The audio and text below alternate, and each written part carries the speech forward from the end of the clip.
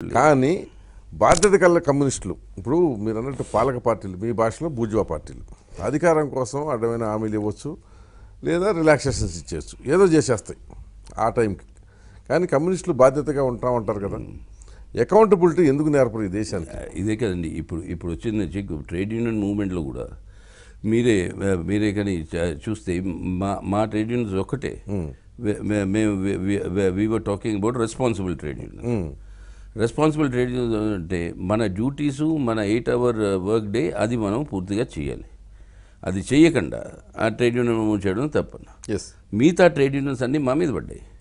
అరే మీరు పాడు చేస్తున్నారు వర్కర్స్ని అంటే పాడి కాదు. ఇప్పుడు చివరికి ఇది వాళ్ళ ఇంట్రెస్ట్లు ఉన్నాయి, వర్కర్స్ ఇంట్రెస్ట్లు ఉన్నాయి. అంతే కదా, కంపెనీ నిలబడితేనే కదా. ఇప్పుడు ఫస్ట్ మీరు కంపెనీ నిలబెట్టండి, అది establish that it is earning good profits, then demand. రెండోది ఏంటి, ఇప్పుడు కంపెనీలు ఇప్పుడు మంచి ఎస్టాబ్లిష్ చేసే ప్రాఫిట్స్ చేసే ఉన్నాయి. ఓఎన్జీసీ, సెయిలు ఇవన్నీ ఇలాంటివన్నీ ఉన్నాయి. వాళ్ళకి ఏంటి సిఎండీలు మీరు తీసుకొచ్చి ఐఏఎస్ ఆఫీసరు 2 ఏళ్ళకి గ్యాప్ ఉంది, చీఫ్ సెక్రటరీ అవుతాడు.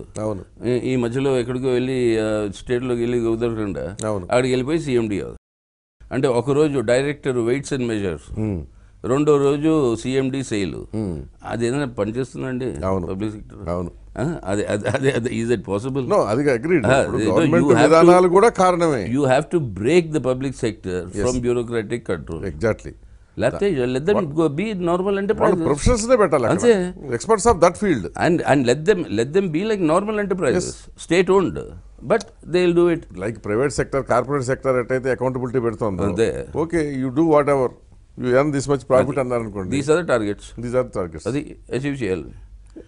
లేకపోతే మన గెస్ట్ హౌస్ మినిస్టర్లకి ఇచ్చి, కార్లు ఎమ్మెల్యేలకి ఇచ్చి ఇవన్నీ చేసుకుంటే మరి ఏం చేస్తారు? ఇప్పుడు ఎయిర్ ఇండియా అంటారు, ప్రతి దానికి ప్రతి మినిస్టర్కి, ప్రతి ఎంపీకి, ప్రతి వాళ్ళకి అప్గ్రేడ్ అంటే ఇవన్నీ చేస్తే ఎవడైనా వాళ్ళు డస్ ఎనీబడీ పే బ్యాక్? అసలు ఎయిర్ ఇండియా బిజినెస్ క్లాస్ ఎవడు?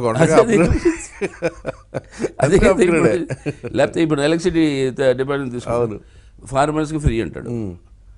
అది do you compensate to the state electricity board? Free ఇస్తున్నారు కానీ ఆ ఖర్చు does any government compensate to the electricity board? Clear కదా, ఫ్రీ పవర్ అంతే. ఫ్రీ పవర్ ఇచ్చేసి దాని తర్వాత ఎలక్ట్రిసిటీ బోర్డు లాస్లో ఉందండి, ప్రైవేటీకరణ అంటారు. ఇప్పుడు సో రెండు వైపుల నుంచి వర్కర్స్ ఒక్క అంశం అయినా కానీ నా ఉద్దేశం అది మైనర్ అంశం. మైనర్ కాదు, మీకు ఈ రెండు పక్కల అకౌంటబిలిటీ చెప్తేనేమో మీకు మీ అభిప్రాయానికి విలువ ఉంటుంది. అదే కరెక్ట్. ఇది ఇప్పుడు ఎటు కాని వర్గాలు ఉంటాయి చూసారు. రెస్పాన్సిబుల్ ట్రేడ్ యూనియనిజం మేము చెప్తున్నాం, మేము చెప్తూ వస్తాం కూడా. ఇప్పుడు కమ్యూనిస్టులు ఎటు కాకుండా తటస్థంగా ఉండే వర్గం ఉంటుంది చూసారా, వాళ్ళు అట్రాక్ట్ అవుతారు. కరెక్ట్గా చెప్పారు. అలా కాకుండా ఏకపక్షంగా మాట్లాడారు, కమ్యూనిస్టులు అట్లా మాట్లాడతారులే అనే భావన ఇప్పుడు విస్తృతంగా రావడం. I completely agree with you. మా రెస్పాన్సిబిలిటీ మాది ఉంది, అది వర్కింగ్ క్లాస్లో తీసుకోవాల్సిన అవసరం ఉంది. దానికోసమని మేము ఇది ఖచ్చితంగా ముందరే చెప్తూ వచ్చాం, రెస్పాన్సిబుల్ ట్రేడ్ యూనియనిజం అవసరం. సో ఇప్పుడు మరి హైదరాబాద్లో జరిగిన కాంగ్రెస్లో ఇవి డిస్కస్ చేశారా? మరి ఇవి కాంగ్రెస్లో డైరెక్షన్ ఇస్తాం, ఇవి మేజర్గా డిస్కస్ అవుతాయి మా ట్రేడ్ యూనియన్ కాంగ్రెస్. ఇదే ట్రేడ్ యూనియన్ కదా అసలు ఓవరాల్గా, అసలు మనం ఎక్కడ మేము వెనకబడి ఉన్నాము, ఎందుకు జనం మనతో రావట్లేదు? అదే ఇప్పుడు మీరు ఎంత పెద్ద సిద్ధాంత పత్రాన్ని అక్కడ పెట్టినా అది మీ బుర్రలకు మాత్రమే అర్థమయ్యేది.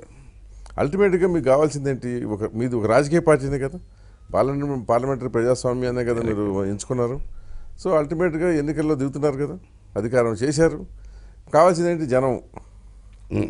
జనం యొక్క సపోర్ట్ కదా.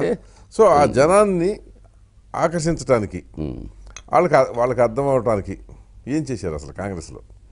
అంటే కాంగ్రెస్లో తీర్మానాలు, నిర్ణయాలు ఏవైతే తీసుకున్నామో అంటే అంశాల మీద, దాంట్లో ఇది మనం ఇప్పుడు డిస్కస్ చేస్తున్నది మన అప్రోచ్ ఏ విధంగా ఉండాలి.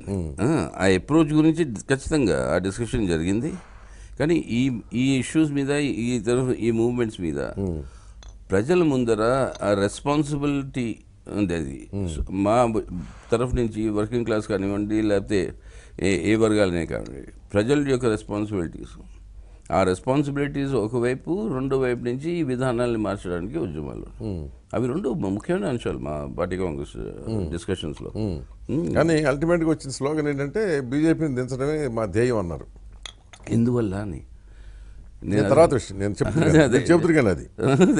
సో ఇప్పుడు ఏమవుతుందంటే నా బోటాడు సంగతే నేనే బయట వాళ్ళని ఎందుకు కోట్ చేయటం నేనే కోట్ చేసుకుంటున్నా.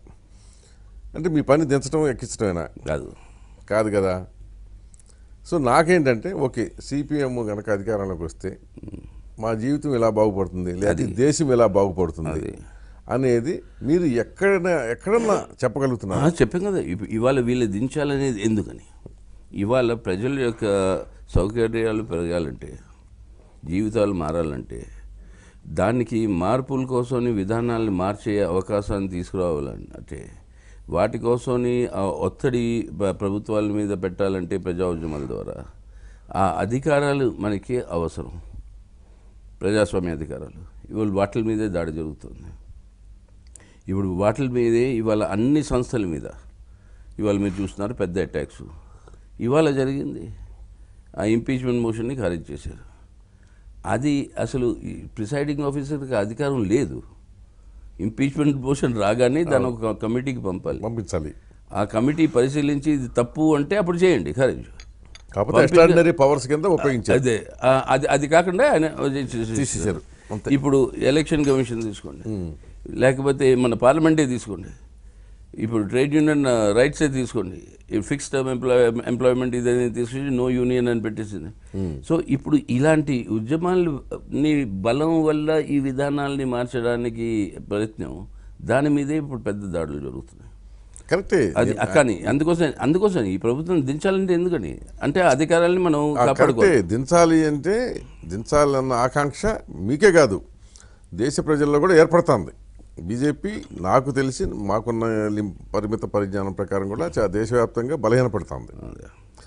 కానీ ఇప్పుడు థర్డ్ పార్టీకి వీళ్ళకి ఏం బలం ఉందని తీస్తారు, వీళ్ళు ఎట్లా తీస్తారు అనేది ఒక ప్రశ్న.